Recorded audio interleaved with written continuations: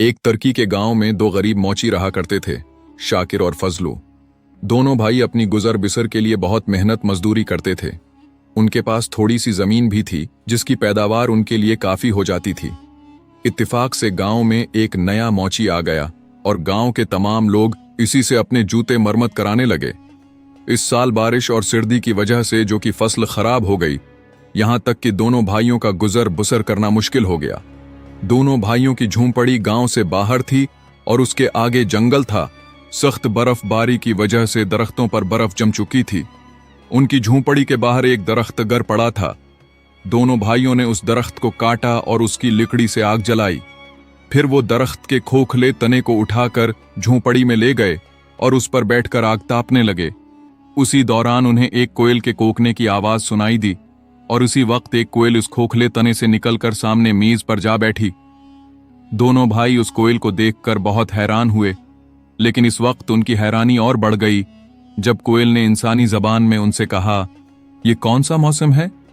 शाकिर ने कहा, "ये सर्दी का मौसम है और बर्फबारी हो रही है।" कोयल बोली, "आवा, आग की तपिश की वजह से मैंने समझा कि गर्मी का मौसम आ गया है।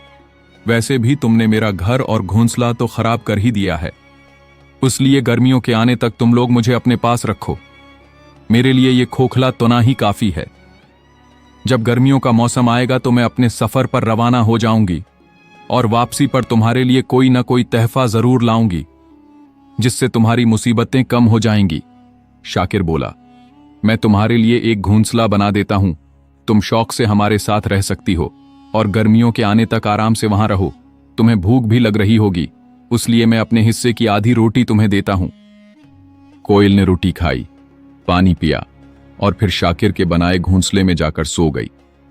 एक दिन सुबह सुवीरे कोयल के कोकने से दोनों भाई बीदार हुए। वो सामने वाली खिड़की पर बैठी थी और बाहर के आने का इंतजार कर रही थी। उसने कहा, "अब मैं दुनिया के सफर पर जा रही हूं ताकि बाहर के आने की खबर हर जगह पहुंचाऊं। अब तुम मुझे बताओ कि वापसी पर तुम्हारे लिए क्या तहफा लाऊं?"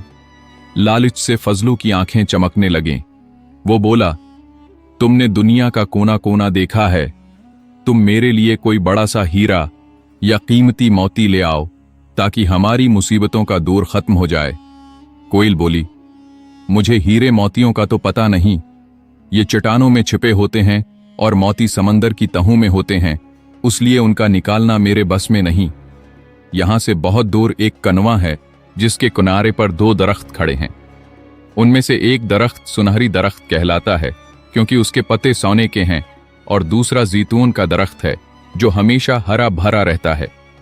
उसके बारे में मशहूर है कि जो कोई उस दरख्त के पत्तों को अपने पास रखेगा वो इल्म व दानिश का मालिक होगा। उसका दिल हर वक्त मुतमईन रहेगा। अगर वो झोंपड़ी में रहता है तो उसका दिल महल में रहने वालों से ज्यादा खुद को खुश नसीब समझेगा।" शाकिर बोला, "प्यारी कोयल, तो मुझे जैतून का पता ले आ।" फजलो बोला, "तुम बिल्कुल अहमक हो। तुमने सोने का पता क्यों ना मांगा?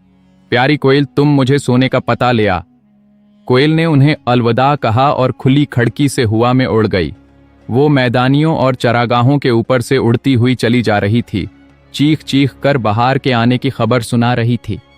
इस साल दोनों भाइयों ने बहुत तंगी से गुजर बिसर की। लोगों ने उनसे जूते बनवाना बंद कर दिया और इस साल उनकी बाजरे की फसल भी बहुत कम हुई। साल गुजरते गुजरते उनकी हालत बहुत खराब हो गई और फाका कशी तक जा पहुंची। बहार का मौसम शुरू हुआ तो किसी ने उनके दरवाजे पर दस्तक दी और कोयल की आवाज सुनाई दी, "मेरे दोस्तों, जल्दी से दरवाजा खोलो, मैं तुम्हारे लिए तहफा लाई हूं।" शाकिर ने जल्दी से दरवाजा खोला। कोयल झोंपड़ी में दाखिल हुई। उसकी चोंच में दो पत्ते थे, एक बड़ा सा सोने का पता और दूसरा जैतून का। कोयल ने सोने का पता फजलों को और जैतून का पता शाकिर को दिया और कहने लगी, "दुनिया के आखिरी सरे से मैं तुम्हारे लिए ये पत्ते लाई हूं। मुझे जल्दी से कुछ खाने को दो। मुझे अभी शमाली ममालिक में जाना है ताकि वहां भी बाहर के आने की खुशखबरी सुना दूं।" शाकिर ने अपने हिस्से की रोटी कोयल के आगे डाल दी। कोयल रोटी खाने लगी। फजलू शाकिर को अपना सोने का पता दिखाकर कहने लगा, "तुमने मेरी अक्लमंदी देखी?" कोयल शाकिर से बोली, "अगर तुम भी अपने लिए सोने का पता मांगना चाहते हो तो मुझे बता दो। अगले साल मैं तुम्हारे लिए भी सोने का पता ले आऊंगी। शाकिर ने जवाब दिया, तुम मेरे लिए जैतून का पता ही लाना। फजलू बोला, तुम मेरे लिए सोने का पता लाना।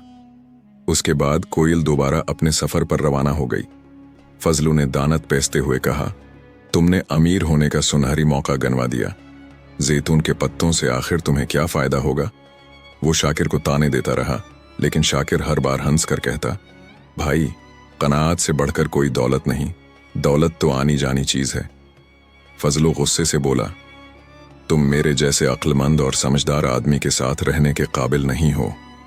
ये कहकर उसने सुनहरी पता उठाया और झोंपड़ी से बाहर चला गया।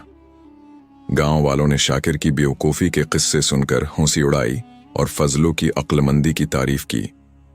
अब वो फजलू नहीं, बल्कि गांव का फजल खां कहलाने लगा। गांव के बड़े बड़े चौहदरी भी अपने जूते मरम्मत के लिए उसके पास भेजने लगे। कुछ ही दिनों में फजलू ने शादी कर ली। शादी में गांव के तमाम लोग शामिल थे, लेकिन शाकिर को दावत नहीं दी गई, क्योंकि फजलू के ख्याल में वो गरीब और नाकारा था। अब फजल खां बड़ी आयश व आराम की जिंदगी गुजार रहा था, लेकिन अजीब बात थी कि वो और उसकी बीवी हमेशा नाखुश रहते थे। इखराजात के लिए वो सोने के पते को तोड़ तोड़ कर फरोख्त करता रहा। आखिर एक दिन सोने का आखिरी टुकड़ा भी बक गया और फजल खां पहले की तरह मुफलिस हो गया। अगले साल जब बहार का मौसम आया तो कोयल फिर आई। फजलू और उसकी बीवी ने कोयल की खूब खातिर मदारात की, लेकिन कोयल ने उनकी तरफ तवज्जो न दी। वो बोली, मैं गरीब शाकिर के घर की रूखी सूखी रोटी खाना पसंद करती हूं। इसी तरह न जाने कितने साल गुजर गए। फजलू सोने के पत्ते लेता रहा और शाकिर जैतून के पत्तों पर कनात करता रहा। एक दिन उस मुल्क का बादशाह शिकार खेलते खेलते वहां आ निकला। वो बहुत परेशान और उदास रहता था। इसका बेटा नसरालदीन नाफरमानी करता था और वजीरों की शिकायतें उसके खिलाफ थीं। शमाली इलाकों में बगावत हो चुकी थी और मुल्क में अफरातफरी फैल गई थी। उन बातों ने बादशाह का सुकून बर्बाद कर दिया था। अचानक बादशाह की नज़र शाकिर पर पड़ी। वो फटे पुराने कपड़ों में था, लेकिन उसका चेहरा मुतमईन और खुश नजर आता था। बादशाह को यह देखकर बहुत हैरानी हुई। शाकिर ने कहा, बादशाह सलामत, कनात ही सबसे बड़ी दौलत है। जिसे कनात की दौलत मैसर हो, उसे न कोई परेशानी है न कोई गम। बादशाह को शाकिर की बातें बहुत पसंद आईं। वो इसके पास काफी देर रहा और उसकी परेशानियां दूर हो गईं। शाकिर की बात दौड़ दौड़ तक फैल गई। लोग अपनी परेशानियां लेकर उसके पास आते और वो उनके मसाइल का हल बता देता। अमरा उसे दौलत देते और गरीब उसे दुआएं देते। एक दिन बादशाह ने शाकिर को महल में बुलाया। शाकिर ने कहा कि कल बहार का पहला दिन है और सूरज निकलने से पहले वो कहीं नहीं जा सकता। अगले दिन कोयल आई और उसने जैतून का पता शाकिर के हाथ में थमाया। शाकिर ने कहा, प्यारी कोयल, बादशाह ने मुझे महल में तलब किया है। क्या तुम मुझसे मिलने महल आएंगी? कोयल बोली, ऊंचे ऊंचे महल हकीकत में कैद खाने होते हैं। वहां नफरत, लालच और झगड़े हैं। मैं वहां नहीं आ सकती। तुम इन जैतून के पत्तों की हिफाजत करना और उन्हें कभी अपने से जदा न करना। शाकिर ने जैतून के पत्ते चमड़े के करते में सीकर महल की तरफ रवाना हो गया। जब वो महल में दाखिल हुआ तो दरबारी उसे देखकर चहमैगोइयां करने लगे कि बादशाह ने उस मामूली आदमी में किया देखा। जब वज़रा ने शाकिर से बातें की तो उसकी दानिशमंदी खुलने लगी। दरबार में ऐसी तब्दीली आई जो पहले कभी ना आई थी। लोग रंजिशें भूल गए, हसद और नफरतें दौर हो गईं। बादशाह ने शाकिर के लिए एक कमरा मुख्तस किया और उसके लिए तख्त के पास करसी रखी गई। शाकिर ने अपना चमड़े का करता नहीं छोड़ा। दरबारियों ने उसे नापसंद किया, लेकिन बादशाह ने कहा कि कोई उसके करते के बारे में कुछ न कहे। अगले साल कोयल फिर आई और इस बार फजल खां के लिए 2 सोने के पते लाई, क्योंकि शाकिर के लिए जैतून का पता लाने की जरूरत न थी। फजल खान ने एक सोने का पता फजूल खर्ची में खत्म कर दिया। उसकी बीवी ने कहा कि वो शाकिर की तरह शाहाना जिंदगी क्यों नहीं गुजार सकते। वो महल जाने के लिए रवाना हुए। जंगल में पहुंचकर वो थक गए। फजल खां की बीवी ने उसे ताना दिया कि उसने सवारी का बंदोबस्त क्यों न किया। फजल ने रुमाल खोलकर सोने का पता देखा। एक चालाक बूढ़ी औरत उनका पीछा कर रही थी। उसने उनकी बातें सुने और पते की झलक देख ली। वो दरख्त के पीछे से निकली और चापलूसी से बोली, आली कदर नवाब साहब और मोहतरमा बानो साहबा कनीज का सलाम कबूल फरमाएं। फजल की बीवी ने पूछा कि उसे कैसे पता कि वो नवाब हैं। बूढ़ी ने खुशामद की और उन्हें अपने घर मधु किया। उसने मक्खन लगी रोटी और आम का अचार पेश किया। फिर उसने शरबत पेश किया जिसमें निशा आवर चीज मिली थी। दोनों शरबत पीकर सो गए। बूढ़ी के बेटों टूटू और गोली ने उनका सामान लौट लिया। बूढ़ी ने एक चमड़े का कर्ता फजल के ऊपर डाल दिया और वो तीनों हंसते हुए वहां से चल दिए। जब फजल और उसकी बीवी की आंख खुली तो उनका सामान गायब था। फजल ने वो चमड़े का कर्ता पहन लिया। उसे पहनते ही उसके जिस्म में अजीब सी कैफियत तारी हुई। वो रोने की बजाय हंसने लगा। उसकी बीवी का रंज भी जाता रहा। उन्होंने जंगल में घर बनाया और परंदों के अंडों और फलों पर गुजर बसर करने लगे।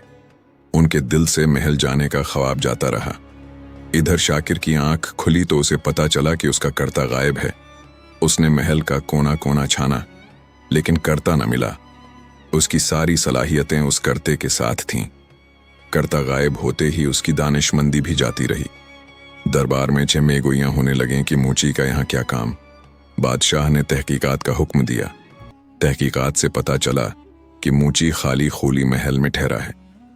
बादशाह ने उसे महल से निकालने और उसका सामान जब्त करने का हुक्म दिया।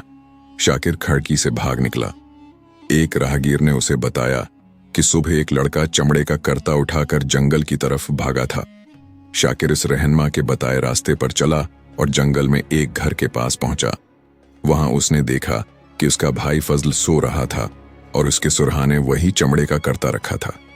शाकिर ने अपना कीमती कर्ता उतार कर रखा और फजल की बीवी से कहा कि उसका शौहर इस नए कर्ते को ज्यादा पसंद करेगा। फजल ने आंख खोली तो शाकिर को देखकर गिला मिले। उसने पूछा कि शाकिर ने दरबार में किया पाया। शाकिर बोला, भाई दरबार का अरूज भी देखा और जवाल भी। अब दिल चाहता है कि अपनी झोंपड़ी में सुकून से रहूं। फजल और उसकी बीवी उसके साथ चलने को राजी हो गए। दोनों भाइयों ने अपना काम दोबारा संभाल लिया। हर बहार में कोयल अब भी उनके पास आती और दोनों के लिए जैतून के पत्ते लाती।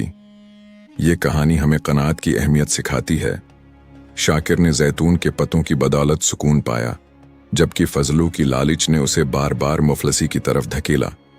कोयल की वफादारी और जैतून के पत्तों की ताकत ने शाकिर को हर हाल में मुतमईन रखा। अगर आपको सिर मोरल वॉइस की ये वीडियो पसंद आई हो और आप चाहते हैं कि ऐसी नरमी, सच्चाई और दिल को छू लेने वाली आवाज़ें आप तक पहुंचती रहें, तो बुराहे करम वीडियो को लाइक करें, चैनल को सब्सक्राइब करें और बेल आइकन ज़रूर दबाएं ताकि जब भी सार मोरल वॉइस कोई नई इस्लामी बात, नसीहत या रोशनी लेकर आए वो सबसे पहले आप तक पहुंचे। अल्लाह आपको सलामत रखे, खुश रखे और दीन के रास्ते पर साबित कदम रखे। जज़ाकुम अल्लाह खैरन व कथीरन।